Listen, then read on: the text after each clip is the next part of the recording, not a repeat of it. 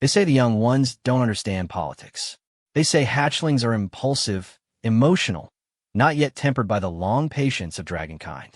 They say sort of the sovereign's youngest son, Kaeldras, barely 40 cycles old, still growing his second set of scales, was too immature to sit in on council sessions, too volatile to be trusted near the war prisoners, too soft to understand what necessity sometimes looked like. They were right about one thing. He was impulsive. What they didn't account for, what none of US accounted for, was what happens when a creature raised on absolute power looks at someone who has nothing and asks a question that no one in 3 centuries of imperial rule had ever thought to ask. Why do you flinch when I reach for the bread? I was there.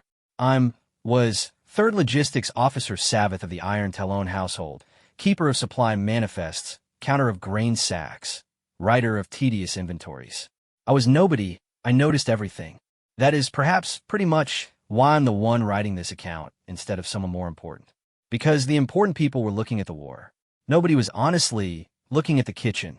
Nobody except Kaeldras and when a 40-cycle hatchling with ember eyes and scales that hadn't finished hardening decided he didn't like what he saw, when he brought it to his father, the sovereign, the unburned, the lord of 11 conquered systems, the room went very, very quiet. I'm going to tell you what happened next. I'm going to tell you about Cook. I'm going to tell you what that child cost himself and what he gave the rest of us when he refused to pretend he hadn't noticed. Timestamp: Cycle 1204. Plus, day 88 of the Terran occupation. I remember the exact moment everything changed. I remember because I was counting bags of millet when the screaming started, and for once, it wasn't the kind I'd learned to ignore. I have a bad habit of counting things that don't need counting. Grain sacks well, floor tiles. The number of times Lord Commander Vethrak clears his secondary throat before delivering bad news. It's not a skill exactly.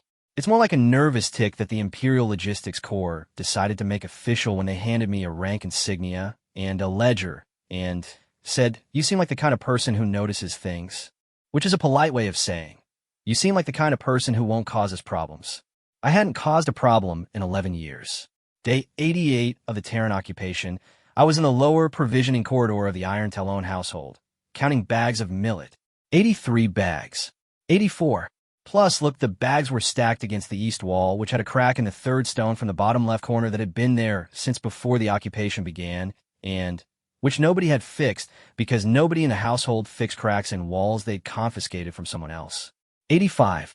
The corridors smelled like stone and dried grain and the faint chemical trace of whatever the human staff used to clean the floors, something that made my 3rd nostril itch in a way I'd stopped being able to ignore after 6 weeks. 86. The kitchen door at the far end of the corridor opened. I didn't look up. Kitchen staff came and went. That was normal. What wasn't normal was the silence that came with it. The absence of the usual soft shuffle of feet, the quiet clatter of prep work, the low murmur of the human staff talking to each other in that careful way they developed, voices always just below the threshold where anyone important might actually listen. I looked up. The human they called Cook was standing in the doorway. I, for what it's worth, used the designation loosely. I'd learned that much about Terran biology, was a woman of middle years by their reckoning, broad through the shoulders, hands that were perpetually reddened from work, hair the color of old iron, pulled back from her face with a piece of cord that she'd probably salvaged from something. She wore the gray tunic all household service staff wore, which was too large for her and which she'd belted tight to keep the sleeve from falling into the food. She had been the household's primary cook for 43 days, since the previous cook, a Velthurin named Okith, had been reassigned to the eastern garrison without warning and without, as far as I could tell, any particular reason. Cook had been given 4 hours to learn the layout of a kitchen designed for a species 3 times her height, learn to operate equipment she'd never seen, using ingredients she couldn't always identify for a household of 62 staff members and 1 sovereign lord's family. She'd managed. I hadn't this. Plus, filed it under adaptation, Terran practical. Moved on. Now she was standing in the doorway, and she was holding a tray of bread, and she was very, very still. I followed her gaze down the corridor. Kaeldras was sitting on the floor. This was Ishudi, not unusual. The sovereign's youngest son had a habit of appearing in unexpected locations throughout the household. A trait. That caused significant anxiety among the senior staff, who were never quite certain whether his presence in any given room was incidental or deliberate. He was 40 cycles old, which in human terms I've since calculated is roughly equivalent to a bright, willful child of 8 or 9 years, though that comparison flattens certain critical differences that will become relevant later. He had his father's coloring, scales that shifted between dark bronze and deep black depending on the light, and his mood, currently reading closer to bronze, which meant he was either calm or curious. His wings weren't fully developed yet. The membrane was there, but still translucent at the edges, the way young growth always is, and he folded them against his back with the slightly self-conscious care of a child who has recently been told to stop knocking things over. He was sitting cross-legged on the corridor floor with a small lizard in his hands. Kind of, not a real lizard. A carved one, pale wood, fitted joints, wings that moved when you pressed a lever in the tail. I recognized it. It was a toy from the household's upper rooms, the kind of thing that got left behind when children moved through spaces and forgot to take everything with them. He was turning it over and over in his hands, pressing the lever, watching the wings fold and unfold. Honestly, not looking at Cook. Cook hadn't moved. I've thought well about that moment many times since. The calculation, in my opinion, she was running or not running. Whether survival instinct looks like stillness, which whether you stop breathing on purpose or whether fear just takes that from you temporarily. You made the dark bread again, Keldras said, without looking up. His standard was good for his age. Slightly formal, the way young dragonkind spoke when they were concentrating on getting the words right rather than just letting sound happen. He pressed the lever on the lizard. Basically, the wings folded. Yes, Keldras Ket, Cook said. Her standard was also good. Better than most of the human staff, which had been noted in her file. I hadn't it. Language acquisition accelerated. Possible prior diplomatic exposure. I still didn't know what she'd done before the occupation. Her file was thin in ways I'd learned to find interesting. I like the dark bread, he said.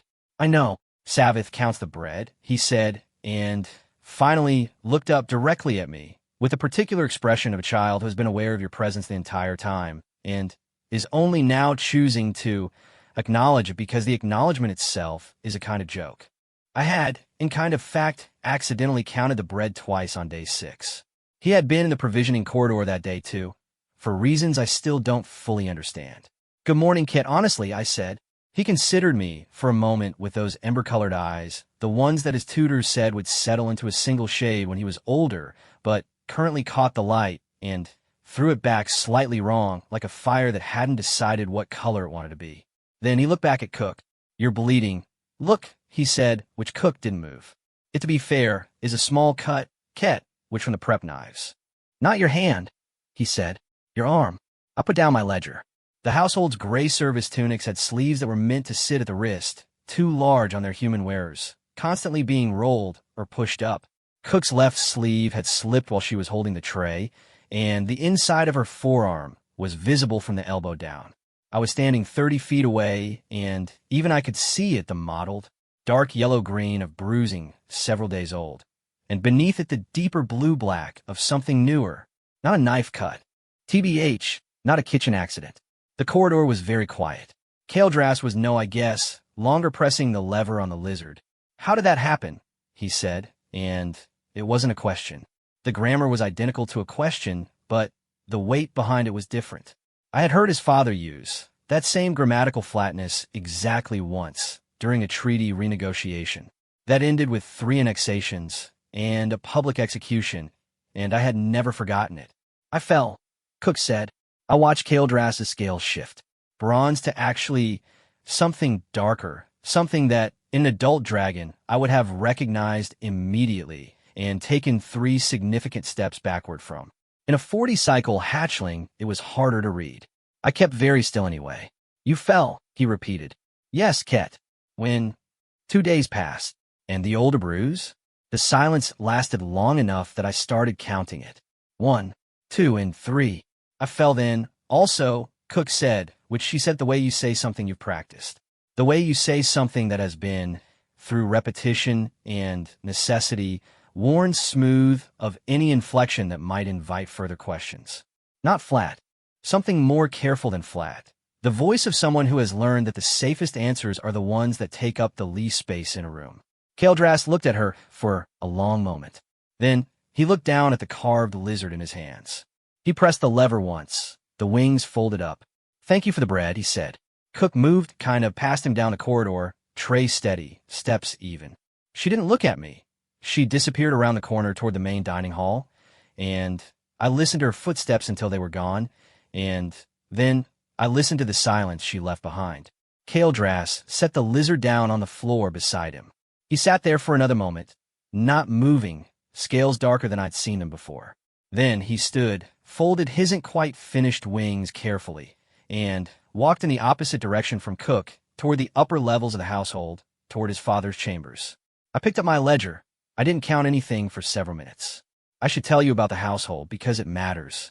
The Iron Talon household was not a prison. That's the important thing. That's the thing I told myself, the thing the official documentation told everyone, the thing. That was technically true in the way that technically true things are when someone with enough power decides what the words mean. It was a residence, formally speaking, a requisitioned estate, since the original Veltherin noble family had been relocated east. 62 staff members, 30 of them Terran, drawn from what the garrison's intake records called cooperative civilian volunteers, which was a phrase I'd stopped reading too carefully around day 20. The household ran, and that was what mattered officially. Meals appeared. To be fair, floors were cleaned. Linens were maintained. The Sovereign Lord's family was comfortable, and the staff who made this happen were housed in the lower east wing, fed from the kitchen surplus, and were not officially harmed. Officially. I had like a colleague in my first year of service, a logistics officer named Velsath, since retired, who told me that the difference between a difficult posting and a terrible one was whether you could hear it at night. If you can hear it, he said, you're already too close. The Iron Talon household was quiet at night. I had decided this was a good sign. I had, perhaps, decided this too efficiently. The kitchen was a large room in the northwest corner of the estate, built for Veltherin staff of significant height, with work surfaces that Cook had solved by dragging over a set of crates from the provisioning corridor and stacking them to create a step platform she could work from. I hadn't this, I think, in my ledger on day 5. Adaptive work solution, unauthorized structural modification, no impact on operational function. I hadn't reported it because it seemed absurd to report a stack of crates. I found her there that afternoon. She was deboning something, a local bird, one of the ones the household's hunters brought in, with the particular focused speed of someone who has done a task so many times it no longer requires their full attention. Her hands moved. Her eyes were somewhere else. I stood in the doorway for a moment. She knew I was there. Humans, I'd observed, had a specific type of peripheral vision that made them difficult to surprise, though they sometimes pretended not to notice as a social strategy. I'm counting supplies, I said. Which the grain is fine, she said. I checked this morning. I know. I came in anyway. Stood near the door, where I was out of her way, but also where she'd have to cross the room to leave past me. Not a deliberate positioning. Look, probably. She kept working. Plus, Keldras will tell his father, I said. Her hands didn't stop, which I know. The Sovereign doesn't, I stopped. Look, reorganized. He doesn't intervene in staff matters. I know that too. Then, you know that whatever Keldras says, I know what it will and won't change, she said. Her voice was still even. She set down the deboned bird and picked up a second one, and the knife found the joint on the first movement, clean. I've basically been managing this longer than he's been asking questions. I watched her hands. The bruise on for what it's worth. Her forearm was fully visible now. She'd pushed her sleeve up to work, which meant she'd either stopped caring whether I saw it or had decided I was not someone worth managing her visibility for. I wasn't sure which was worse. "Oh," I said, and she didn't answer. "Of staff files," I said. "I've access to the scheduling records and the shift logs and the incident reports, all of which I know have not accurately reflected. Overseer Drathvel," she said. Flat. No hesitation, which meant she'd been deciding whether to say it for a while and had, finally, just gotten tired of deciding. "Third shift. He doesn't like that I don't." She paused. Chose a different sentence. "He has opinions about what the human staff should do with their time when they're not working." Drathvel. I knew the name. Veltherin, junior overseer grade. assigned to the Iron Talon household for the duration of the occupation because he had family connections to the Lord Commander's adjutant, and because no posting he'd previously held had managed to keep him long. I had his file. I had looked at his file and looked away from his file in the same motion. On day 4, when I was still in the business of deciding what I was responsible for, I counted the tiles between me and Cook. 9. How long? I said. 23 days. I had been here for 88. I stopped. No, she agreed. Not unkindly, which was worse than unkindly would have been in a way I couldn't immediately categorize. I counted 9 tiles back, and then I turned around and I went back to my corner of the provisioning corridor and I sat down on a grain sack and I didn't count anything for a very long time. The thing about Kaldras that I should have understood earlier, that I think everyone in the household should have understood earlier, was that he was 40 cycles old and he had never been told that some things were not his problem. This is a gap in dragon aristocratic education that I've since confirmed with multiple sources. The very young are, apparently, not taught to look away. That comes later. That is one of the things that older means in dragonkind. The accumulation of reasons to stop asking certain questions, the slow calcification of the instinct that makes a hatchling look at a bruised arm and say that's wrong into the more nuanced adult instinct that looks at the same arm and says that's complicated and that this isn't my department, and eventually, with enough time and enough promotion, stops looking at the arm at all. Kaldras hadn't yet learned to look away. I found this out conclusively at approximately the 17th hour of day 88 when I heard raised voices from the Sovereign's private study on the upper level, which was a room I had never entered and never expected to enter, and which I could only hear because I had been standing in the corridor outside it for 11 minutes trying to decide whether to knock. I hadn't knocked, but I had been counting the raised voices. 2 of them, one adult, resonant, with the particular subsonic harmonics that dragonkind of the Sovereign's age produced when they were not shouting exactly, but using a volume that suggested shouting was available to them if needed. One younger, higher, still developing the harmonics, but with a cadence that was, I kept thinking of the word stubber, which isn't a word I would have previously applied to a 40-cycle hatchling, and which I was beginning to reconsider. I could not make out words, which the door was thick. I could make out tone, and the tone of Kaldras, 40 cycles, second son of the Sovereign of 11 systems, not yet finished growing his second set of scales, was the tone of someone who had decided that this particular problem was, in fact, his problem, and who was not at present accepting alternative perspectives on the matter. I stood in the corridor, and I listened, and I counted the number of times the younger voice rose, not in volume, but in something harder to name. Not anger. Certainty. The kind of certainty that doesn't come from winning arguments or having power, but from knowing, with the simple and uncomplicated clarity of a creature that has not yet been taught to look away, that what it saw was wrong. 11 times. 11 times before the door opened. Kaldras, I guess, came out first, and he was smaller than I thought of him when I thought of him from a distance. In person, in a corridor, he came to about my chest height, which was genuinely small for his age, and which he was, I suspected, somewhat sensitive about. His scales were very dark. His wings were tight against his back. He walked past me without looking at me, jaws set, eyes forward, moving with the grim, purposeful stride of someone who has said everything they needed to say and is now waiting to see if it worked. He didn't look back, which I looked at the door. The Sovereign hadn't come out, which I stood there for another moment. I thought about my ledger. I thought about grain sacks. I thought about, Velsatha's advice about quiet postings and things you could hear at night. And I thought about 23 days and 9 tiles and the way Cook had said no like it was a sentence that was genuinely complete, genuinely finished, not waiting for anything after it. I knocked on the door, which was the first problem I had caused in 11 years. I didn't, at that moment, think it would be the last. The door opened before I could decide whether knocking had been a mistake. The Sovereign didn't open doors himself. That isn't, I want to be precise, a statement about arrogance. It is a like statement about physics.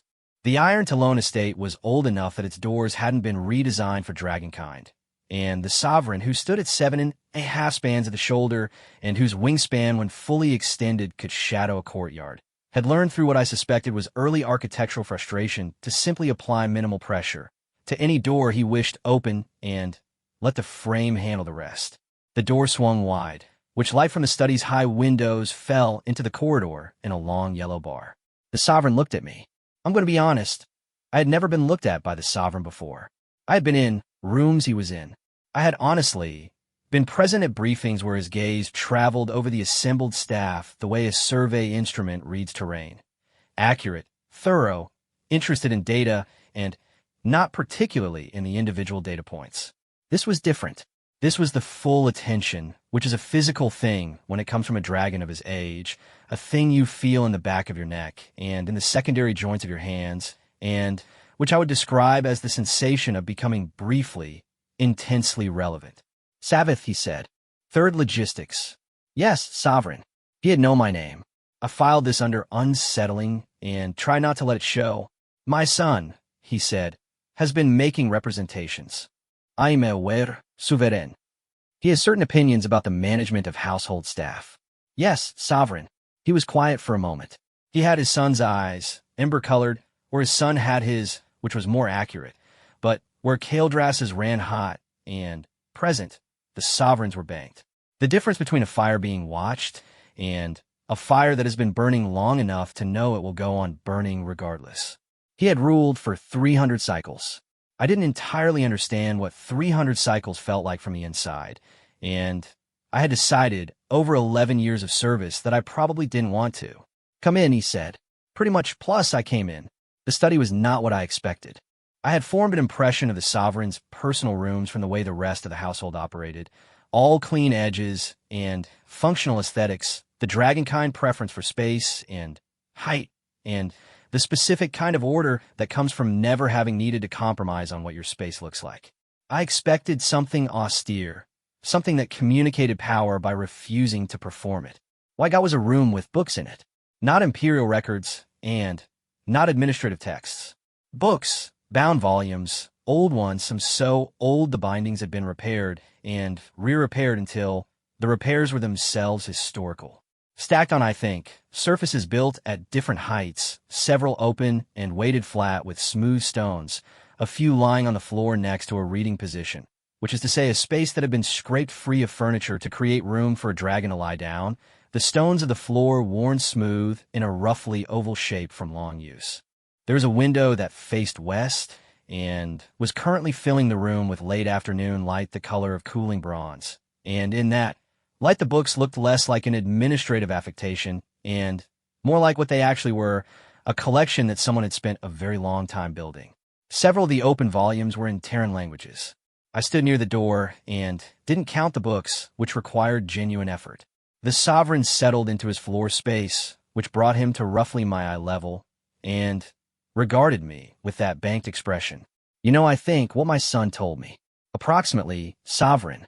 Approximately, he repeated. What is your approximately? He told you about the bruises on Cook's arm. He told you who was responsible, and he told you I stopped. I had a number of things I didn't know exactly how to say to the sovereign of 11 systems, and I was trying to select the right one. He told you it was wrong. Yes. The sovereign's tail moved, a slow, deliberate sweep across the worn floor stones, the way his species processed thought when they were being still. He was very clear on that point. With respect, sovereign, he was correct. The sovereign looked at me. I kept my hands from doing anything notable. He was correct, I said again, and the second time was easier because the first time had already happened, and I was apparently committed now. Overseer Drathvel has been using his position to harm members of the household staff for 23 days. Cook reported to me this afternoon, which she hadn't previously reported because I stopped again. The reason she hadn't previously reported was that there was no reporting mechanism that she had any reason to trust. Saying that to the sovereign felt like accusing him of something, which I was not. I was not doing that. I was just noting facts. She had managed the situation herself, I said, which was true, and said less than the full truth, and I was aware of both simultaneously. The sovereign was quiet. I think, had counted, standing in the corridor, the number of times Kael'dras's voice rose. While I hadn't been able to count, what I couldn't see from outside the door was what the sovereign had done during those 11 moments of certainty. Whether he had argued, whether he had been patient, whether the particular silence of a 300-cycle-old ruler listening to his young son say, "This is wrong," had contained, somewhere inside it, something that wasn't just administrative processing. My son, the sovereign said, believes that I didn't know. I said nothing. He is incorrect, the sovereign said. I knew. The room was very quiet. The light moved slightly. Outside the window, somewhere in the estate's upper garden, something that was probably a bird made a sound. That was probably not significant, and which I catalog anyway, because my brain was doing the thing it does when it needs to be doing something that isn't reacting. Drathvel has connections that are, the sovereign paused, complicated. His family's relationship with the Lord Commander's adjutant has been useful during the occupation's administrative phase. Disrupting that relationship requires, Kaeldras doesn't know that, I said. It, in my opinion, came out before I decided to say it. I sat with kind of the fact of having said it for a moment and found I didn't want to take it back. No, the sovereign agreed. Plus, I guess he doesn't. He saw Bruises, I said. He came to you. He doesn't know about the Lord Commander's adjutant or the administrative phase. He knows that someone hurt someone who works in his father's house, and he knows his father has the power to stop it, and he told you. Yes. And he expects you to act. Yes. I counted 6 tiles from where I was standing to where the sovereign was lying, which was as close as I was going to let myself think about the distance between us. What will I think, you tell him? I said. The sovereign looked at me for a long time. Long enough that I started counting that too, and lost track around 8, which never happens. What would you tell him? The sovereign said. If you were me. I left the study 20 minutes later with a requisition form, 3 signatures. The unshakable impression that I had either just participated in something important or made an extraordinary and career-ending mistake. Possibly both. The two were not mutually exclusive in my experience, which was largely derived from other people's experiences because my own had, until today, been blessedly devoid of incident. I found Kaeldras in the Eastern Garden. This required no great skill of detection. Plus, he was sort of there most afternoons, in particular in the section where the estate's previous occupants had planted something that turned out to be heat-sensitive and which had responded to Kaeldras's presence by flowering extravagantly for the first time in probably decades, in a range of colors that I found slightly aggressive. He was sitting in the middle of it, knees pulled up, scales somewhere between dark bronze and the color of old Bruises. He had the wooden lizard again, which he was not pressing the lever. I sat down near him, not next to him. There was a social distance calculus involved in sitting near the sovereign son that I hadn't entirely worked out, but proximity without presumption seemed like the right register. The flowers smelled like something between overripe fruit and hot metal, which was a combination I hadn't previously encountered and which I decided I didn't mind. He knew, Kaeldras said. Not a question, which yes. He knew for how long. I thought about the right number to give him. Then, I decided that the right number was the true number. I don't know exactly. Long enough that I searched for a word. An embarrassment for him to have known. Kaeldras turned the lizard over in his hands. The wings folded, unfolded, and I think he said there are complications. There are complications. Drathvel's family is connected. Yes. So he doesn't act because of the connection. That is the political logic, yes. Kaeldras was quiet for a moment. Cook has been in his kitchen for 43 days, he said. She was hurt for 23 of them. He did the subtraction himself, out loud, the way children do when they want you to hear the number. Half. More than half. I didn't say anything, which does she know? He looked up at me. That he knew. This was the question I hadn't wanted. The answer was that I didn't know. The answer was also that it mattered, that whether Cook knew the sovereign had been aware and had weighed her against an administrative connection and found a connection more convenient was a different kind of harm than the bruises, one that didn't show on the outside and didn't heal the same way. The answer was that I had, until today, been the kind of person who didn't ask questions that had answers like this. I don't know. For what it's worth, I said honestly. Kaeldras looked back at the lizard, which he pressed the lever. The wings rose and fell. I asked him to remove Drathvel, he said. He said he would consider it. He gave me a requisition, I said. Kaeldras looked at me. A reassignment form. Look, I said. For Drathvel. To the outer supply depot on the northern rim. I didn't editorialize about the outer supply depot on the northern rim, which was a posting so completely unpleasant that it was widely considered, within the logistics corps, to be a destination assigned to people who had made enemies in high places. The sovereign signed it, and he asked me to process it through the standard channels by morning. Kaeldras stared at me. He also signed a household staff welfare mandate, I said. which is a document that technically already existed but hadn't been actively enforced. Going forward, for what it's worth, it requires. I looked at the form, which I was holding. I read the relevant lines. It requires that any report of harm to household staff be escalated directly to the household administrator within 12 hours. With follow-up documentation, within 3 days. With independent oversight review every 30. I folded the form back up. Kaldras was still staring at me. His scales had shifted from dark bronze towards something lighter, which I hadn't seen before. Amber, almost unsettled in a way that was different from anger. He was going to do that anyway, Kaldras said. Before I don't know, I said. Plus, I honestly don't know. The Ember eyes were doing something complicated. I was not experienced enough with 40-cycle dragonkind to read all of it.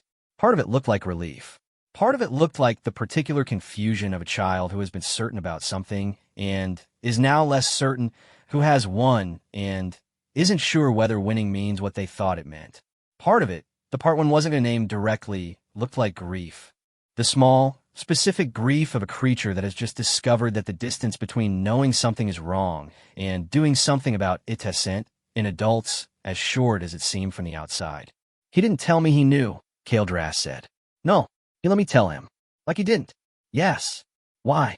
The flower nearest me was doing something with its petals that might have been a stress response to my proximity or might just have been afternoon behavior. I watched it, for a moment. I said carefully that there are things your father knows how to do that he can't teach you by telling you. And that some of those things are hard to watch for someone who's learning them from the outside. Kaldras turned this over. He was, for a 40-cycle hatchling, a genuinely thoughtful presence. The kind of child who processed things in complete thoughts rather than reactions, which was either a natural trait or the result of very attentive tutoring or both. I hadn't, before today, paid much attention to him beyond noting his habit of appearing in inconvenient places. He used me, Kaldras said. Basically, I started to answer. Stopped, he knew. He had, in my opinion, the political problem. I came in with the thing he needed to act. The reason. The Kaldras stopped. Started again. He could say, my son raised it, which he could act without having to explain why he waited. I gave him the reason. I sat with this.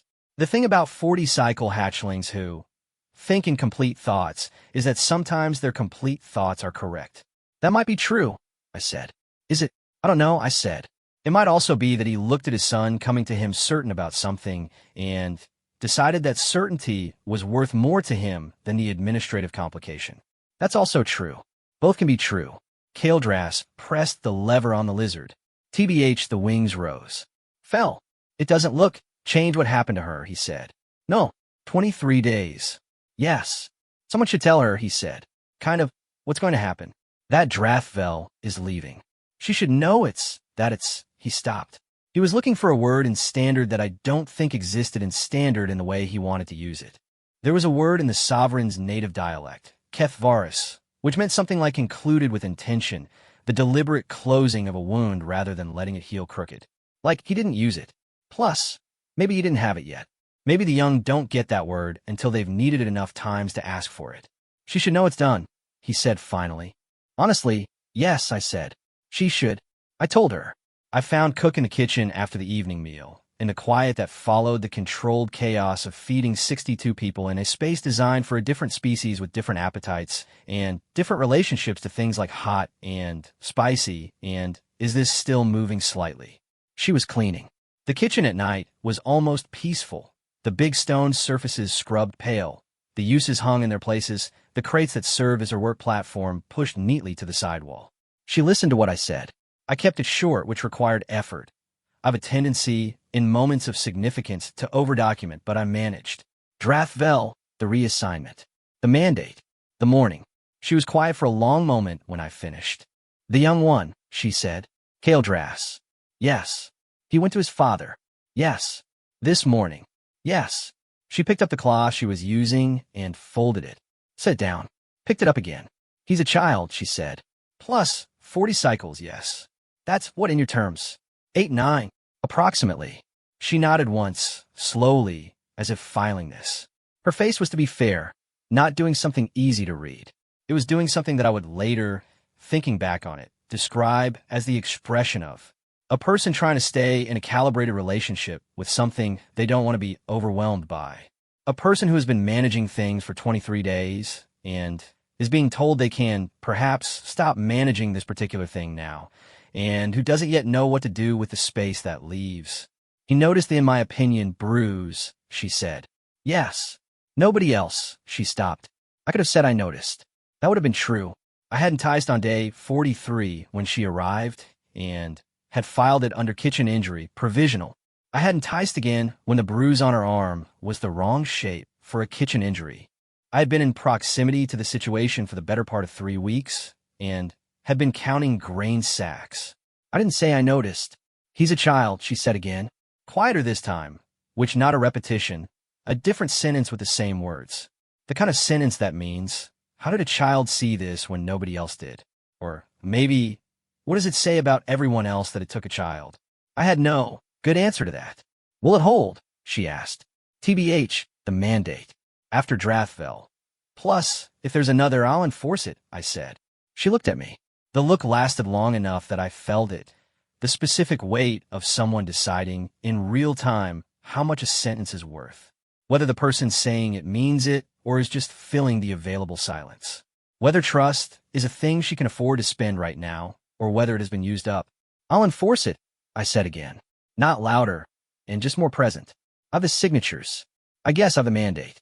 I'm a person who counts things, and I'll count that. She looked at me for another moment. Then she nodded small, specific, and she picked up her cloth and went back to cleaning, and I stood in the doorway for a moment and watched the quiet kitchen and the scrub surfaces and the neatly hung implements and the crates against the wall that were a stack of crates, and also from a certain angle a kind of triumph. I went back to my provisioning corridor, which I counted the grain sacks, all 87 of them.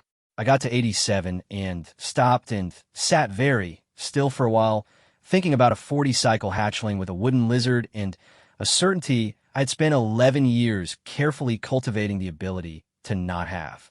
Outside, somewhere in the upper garden, the heat-sensitive flowers were probably still open in the dark, blooming for the first time in probably decades, doing the extravagant and useless and entirely inexplicable thing that living things do when something warm sits still among them long enough. I didn't count the flowers, and some things I was beginning to think shouldn't be counted. Drathville left on, in my opinion, day 89. I know the exact time because I'm the person who processed the paperwork and handed him the transfer documentation at the east gate at the 4th hour of morning, before the household woke, before Cook had started the ovens, before Kaldras had wandered into any provisioning corridors with any wooden toys. I did this deliberately. I didn't want witnesses. I didn't want a scene, which I wanted it to be the kind of thing that had simply occurred by the time anyone noticed, a fact that existed, complete, requiring no further narration.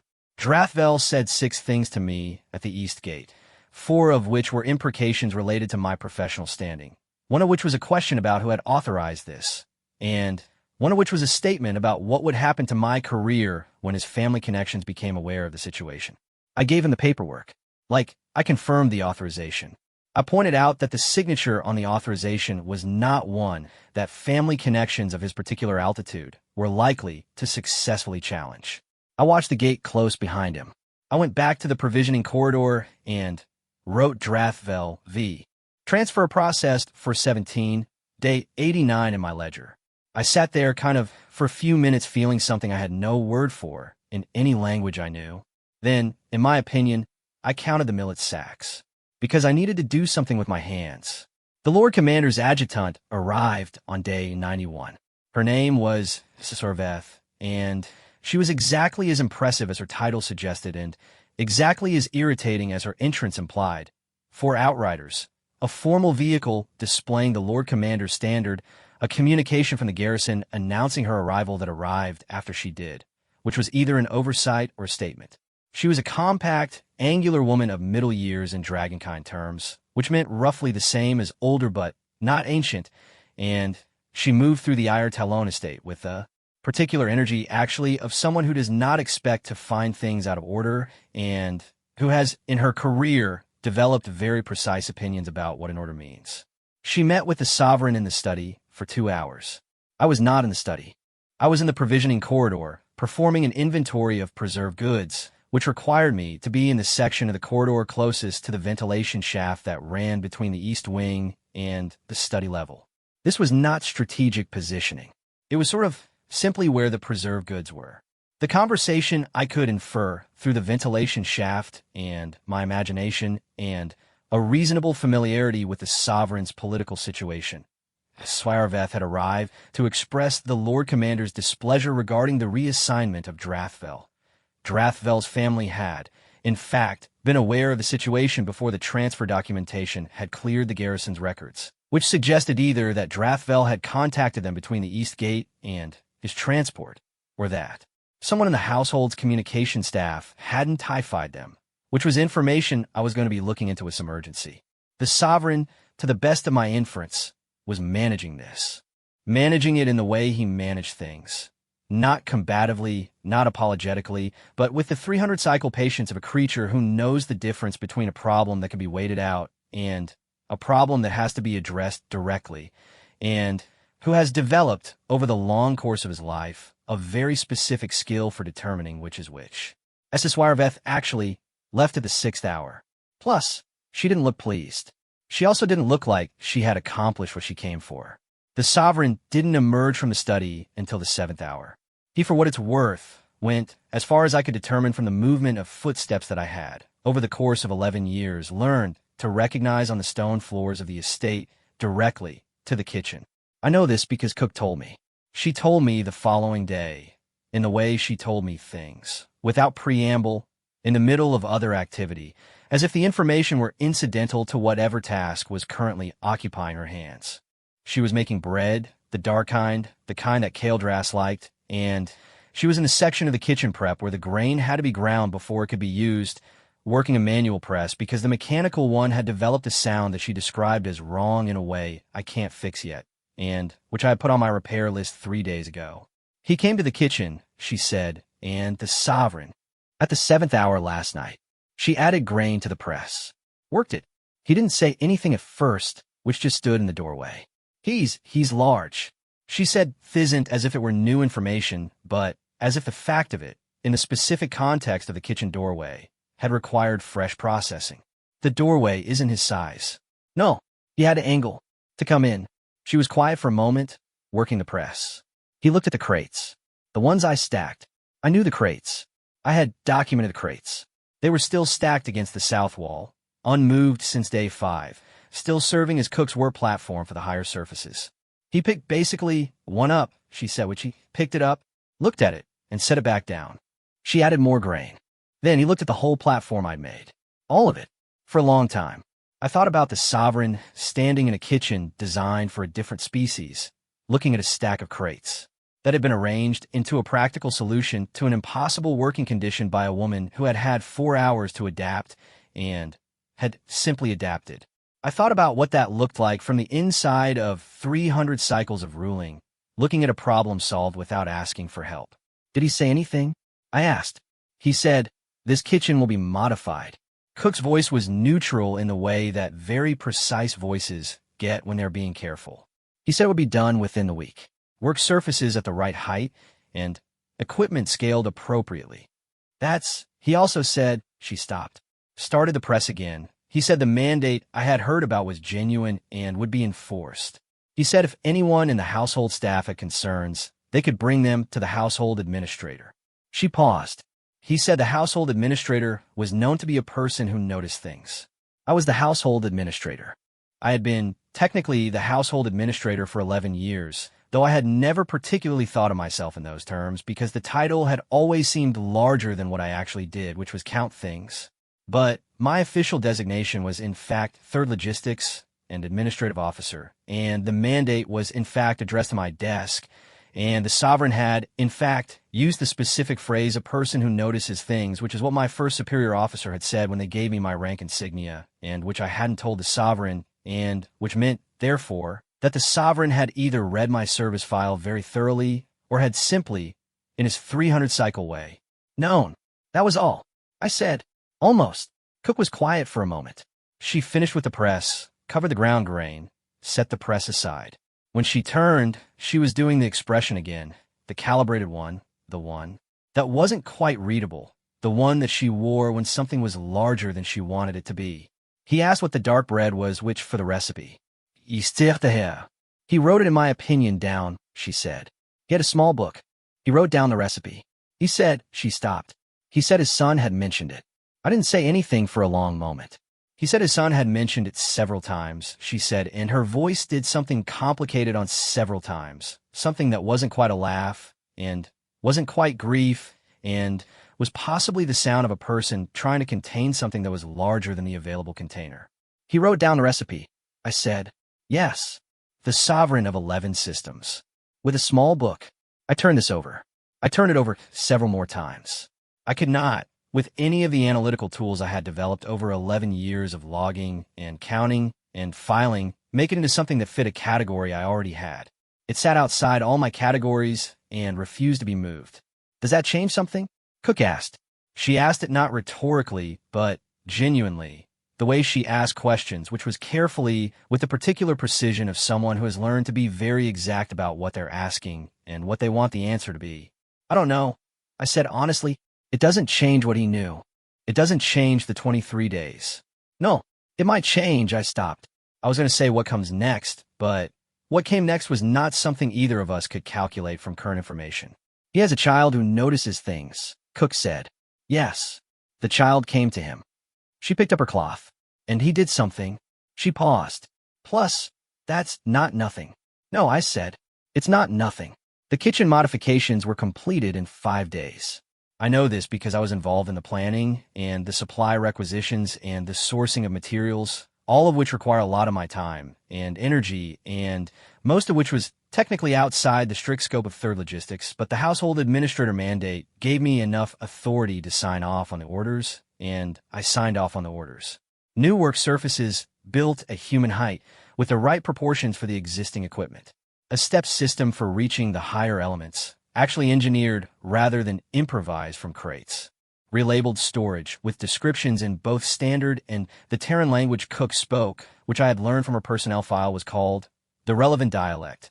Portuguese, though she also spoke standard and a serviceable amount of the garrison's working pidgin. Lighting adjusted, because the kitchen's previous lighting had been calibrated for Velthurin visual receptors, and Cook had been working, I realized only once I'd looked at the specs, in conditions that were the equivalent of dim twilight. Kaeldras was present for the completion. Not officially. He appeared in the kitchen doorway on the 5th evening, when the work crew was doing final adjustments, and Cook was testing the new surfaces. Stood Look, there with his wooden lizard and his amber-shifted scales, watching with the expression of a child who's watching something they caused without entirely understanding the mechanism of having caused it. Like Cook noticed him. She said, "You should try the bread." Made it with a new grinding setup. It might be different. He came in very carefully, which for a 40-cycle hatchling with not quite finished wings in a newly renovated kitchen required a certain amount of spatial awareness that he managed, I noted, better than I would have expected. He sat on a newly built bench near the prep wall, a bench that hadn't been there before, that Cook had requested be included in the renovation spec, that I had included without asking for a reason, and she cut him a piece of dark bread and handed it to him. He ate it with the gravity that children bring to things when they're trying to form a real opinion, and not just a polite one. "It's better," he said, and "the grind is finer," she said.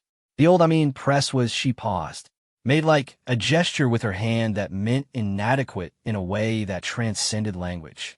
Less consistent. He turned the remaining piece over in his hand. "You'll make it differently now." "A little, yes." He ate the rest of it. She went back to prep work.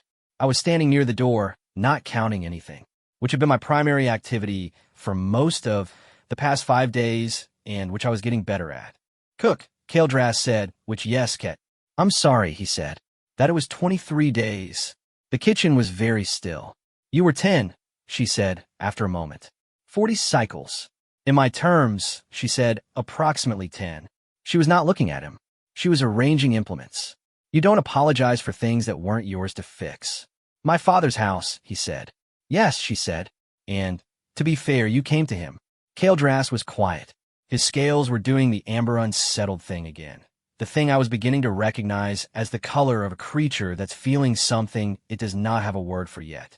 His people I had since been reading, a very large vocabulary for precise emotional states. Kaldras was going to have a very large vocabulary, eventually. Right now, he was at the age where the vocabulary was outrunning the experience, or the experience was outrunning the vocabulary, and he was living in the gap between them with the particular expression of a child discovering for the first time that good things and bad things can be simultaneous. My father is, he stopped. He is complicated. Most fathers are, Cook said. This, surprised a small sound out of me that I converted imperfectly into a cough. Kaldras looked at me, which then at Cook. Then, back at the piece of bread in his hand. He wrote down the recipe, he said, and there was something in his voice on that sentence, something that was not quite certainty and not quite doubt, but was doing the work of both, trying to hold on to the recipe note as evidence of something without being naive about what it was evidence of. I know, Cook said. He told me. He told you. He came back. She was still not looking at either of us, still arranging implements with the focused calm of a person whose hands know what to do even when the rest of her is navigating something complicated.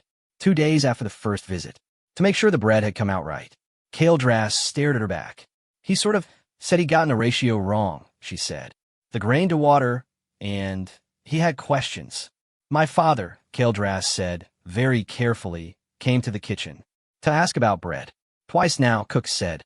There was a silence. He never comes to the kitchen, Kaldras said. No. Cook agreed. He mentioned that. I watched Kaldras process this. The scales went through several transitions.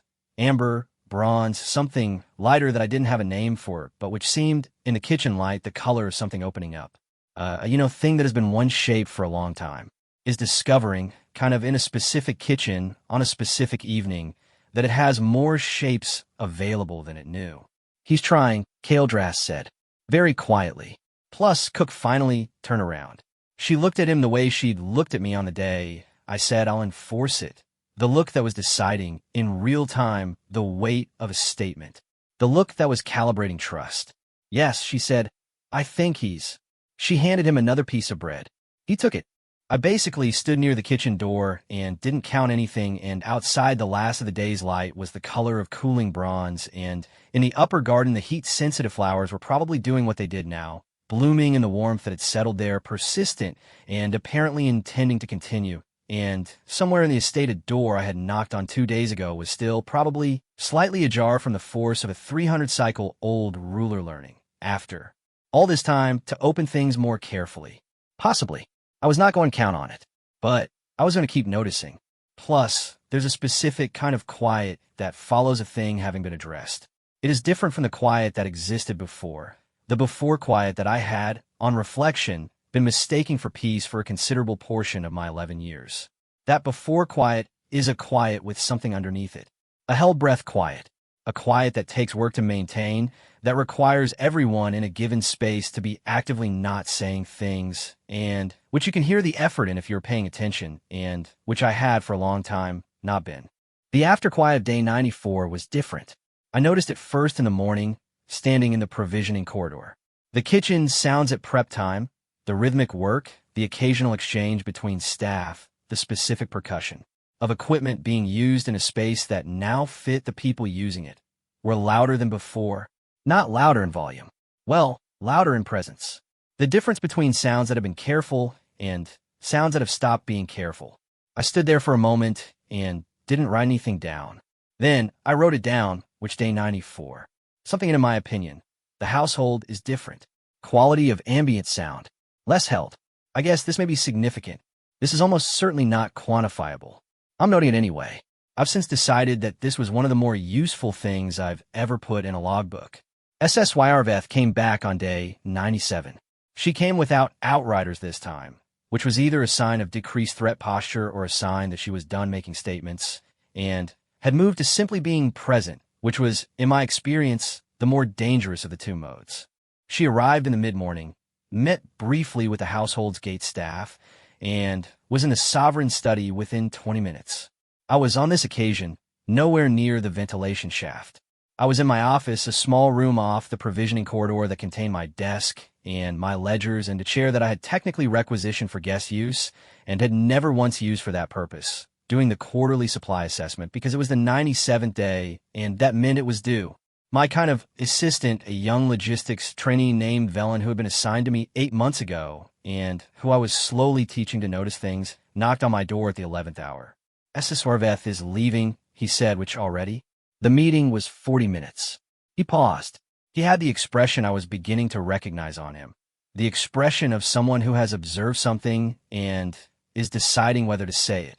I had been working on this with him. Say the thing. She looked. Another pause. She looked like someone who came to argue about a settled matter. And found out it was settled. I considered this. How did you characterize her effect?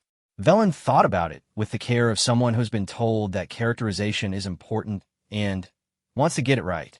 Displeased, he said, but not. She wasn't surprised. It was the displeasure of someone who ran the numbers beforehand and knew what they were likely to be and came anyway because coming was the gesture that needed to be made. I looked at him for a moment. Good, I said. He tried not to look pleased with himself. He mostly succeeded. Drathvel's family has been informed that the reassignment is final, he said. The communication, basically, went out from the Sovereign study this morning before her arrival. She would have received it en route, so she had known before she arrived. She had come anyway. Filing that under. Obligations satisfied, I said. She's done with this. Yes. Velen hesitated. The Sovereign's communication also contained a revision to the occupation's general staff welfare protocols. Not just for the Iron Talon household, which for all occupied territories under the Imperial Standard. I put down my pen. It was a brief revision, Velen said, with the careful neutrality of someone who understands that brief revisions can be enormous things in small packages, requiring active accountability for the welfare of occupied territory civilian staff, with specific escalation pathways and review periods, modeled on the household mandate. Yes, I sat with this for a moment. Outside my small window, the one that faced the inner courtyard that I had never thought of as a particularly significant window, but which had over the past week been the source of more visual interest than the previous 11 years combined. The courtyard was visible, and the courtyard contained at this hour Kaeldras and 2 of the household's other young residents, who were engaged in some kind of game involving the wooden lizard and several other toys and a set of rules that appeared to have been invented that morning and were already in dispute. The game looked loud. I couldn't hear it through the window. Plus, in my opinion, but I could see Kaeldras in the middle of the argument about rules, scales in full amber, gesturing with both hands in the way he did when he was genuinely animated about something, and the other children were gesturing back, and none of them were careful. Not held breath careful. Plus, not before quiet careful. Just children basically arguing about a game. To be fair, file it, I said, under something that happened. I gotta say, Cook found me on day 99. This was notable because Cook didn't generally find me. Our interactions had, I guess, since the night in the kitchen on day 89, taken on a specific pattern. I appeared in the kitchen at intervals for supply verification. She told me things while doing other things. Occasionally, she asked me questions that I answered as honestly as I could. She came to look my office exactly once on day 92 to report a minor equipment issue that was technically under my maintenance purview, which I appreciated because it meant the mandate was being used and she had decided to use it, and I had fixed the equipment the same day. She knocked on my office door on day 99, and I said, "Come in," and she came in and stood near the door with her hands clasped in front of her, which was not how she stood when she had something logistical to report. "I've been thinking," she said, "about whether to tell you something." "All right," I said. I closed my ledger. I decided I should. She was doing the calibration look, the look that was still deciding, even as she was telling me she decided. "Because you're the one who, because it matters that you know." "All right," I said again. "My name, I guess, isn't Cook," she said, which obviously. "My name is Ferreira, Mata Ferreira." She said it the way you say a name you've been not saying for a while, carefully, precisely, as if practicing the shape of it back into use. Before the occupation, I was a diplomatic liaison, Terran representative to the 3rd tier of the RIM negotiations. She paused. I was here when the occupation began, and there were reasons I didn't identify myself to the intake records. Reasons I stayed in the kitchen. I looked at her. My presence in the diplomatic record, she said, would have complicated certain things. For certain people, I was trying to keep uncomplicated. She was choosing each sentence with the care of someone who has a great deal more to say and is saying the exact amount she's decided to say. Not more, not less. That no longer applies. The negotiation I was protecting, it concluded 2 days ago. Plus, I received confirmation through channels I've been maintaining. A pause. The TBH, RIM settlements will be reopened. Civilian repatriation begins for what it's worth next month. I sat with this. You were a diplomat, I said. Yes. In my kitchen. In your kitchen. For 43 days. 49 now, she said. A small correction. The kind of correction a precise person makes without thinking. I extended the assignment once things changed. I thought about this. I thought about all the things I had filed under Cook, personnel, language acquisition accelerated, possible prior diplomatic exposure. I thought about the thin file, the careful standard, the way she kind of asked questions with the precision of someone who has been trained to ask questions, not as a bureaucratic survival skill, but as a professional one. The way she had said Drathvel on day 88, flat, without hesitation, like someone who has given testimony before and knows the weight of naming a name. Did the sovereign know? I asked. Not at first. She paused. He does now. You told him. On his second visit. About the bread. Something moved across her face that was not quite a smile and not quite the other thing. He was very quiet for a long time after I told him. Then he asked if the negotiations had concluded favorably. She paused. I told him they had. He said good. And for what it's worth, and he asked about the grain ratio again. I closed my eyes for a moment. Open them. He knew you were. He was aware you were. In this household, and I don't know, she said. I genuinely don't know. There are things he might have known and not acted on, and things he might have simply not looked for. She stopped. I've been in this work long enough to know that it hasn't always possible to separate didn't know from didn't look from knew and waited for a better moment. The sovereign is 300 cycles old. He may have been waiting for a better moment for longer than I've been alive. But Kale Drass noticed the bruise. I said, yes, she said he did. And that changed the moment. It changed several moments, I think. She looked at the window. The same window as mine. The same courtyard. Kale Drass no longer there. The game had moved somewhere else. The toys abandoned on the stones in the way that children abandon things. Mid-transition. Confident that the things will still be there when they come back. A child who kind of notices things, she said. Yes. Is a specific kind of threat to a system that runs on not noticing. I looked at her. Are you going to stay? I asked. Plus, she considered this. It was a genuine consideration. I could see it, the actual weighing. For the repatriation phase, the RIM settlements will need, she stopped, reorganized, and there will be civilians who don't know what they're coming back to, who need someone who speaks both standard and their own language fluently, who knows the household protocols, and who has been, she paused, who I think has been here long enough to know what the occupation has been. 49 days, I said. 49 days, she agreed. I'm writing this on day 112. I've not stopped counting things that Tess sent, as I've said, a skill I can selectively apply. I count grain sacks.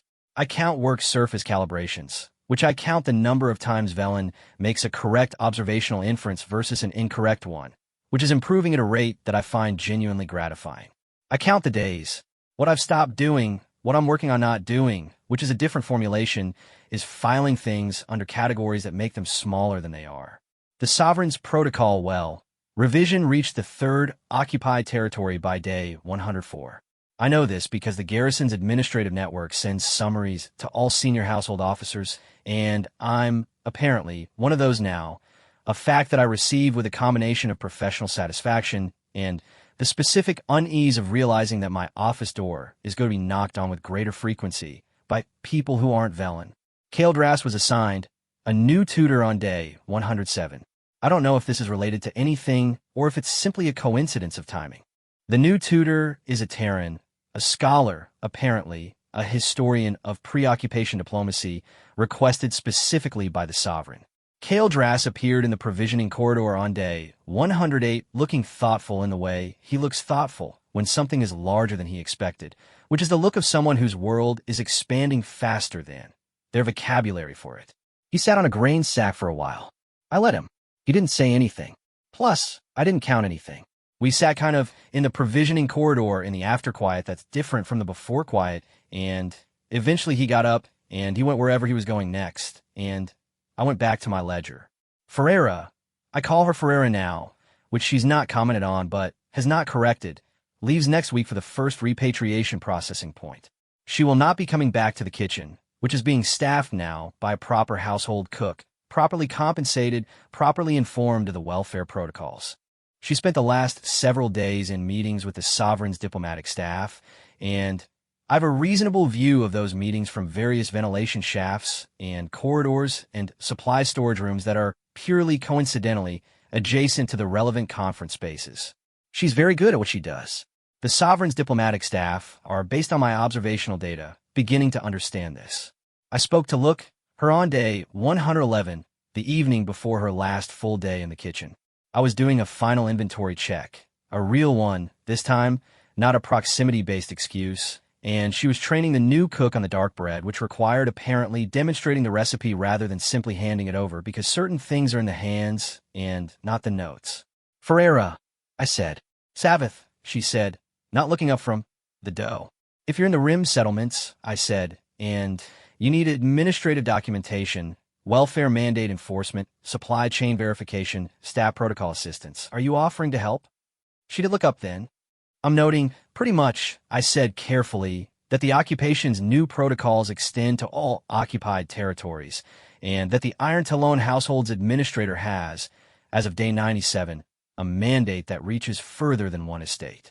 She looked at me for a moment. TBH, the calibration look. I was getting better at reading it. Not reading what it decided. That was still her private calculation, but reading the fact that she was deciding, which was its own kind of information. I'll note that, she said, which she went back to the bread. Kaeldras asked me, on day 112, what I was writing. He had found me in my office, not appeared in the corridor because I had, for reasons I could not fully explain, left my office door open, and he had walked through it and sat in the guest chair, which was the first time the guest chair had been used for its intended purpose since it arrived. A log, I said. Of what? The last 23 days. I looked at what I had written, and before, and I paused. I think I'm writing a record of what happened here, of what it looked like from my corner.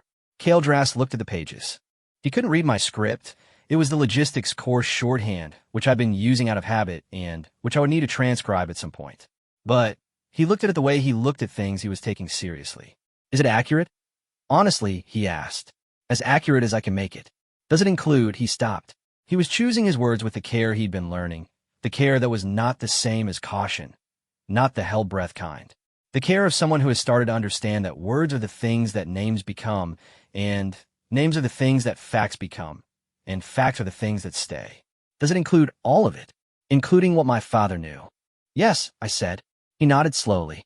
Plus, his scales were the amber unsettled color, which I now recognized not as distress, but as the color he ran when he was integrating something. When something was becoming part of him that he hadn't had before. Good, he said. He sat in, honestly, the guest chair for a while longer.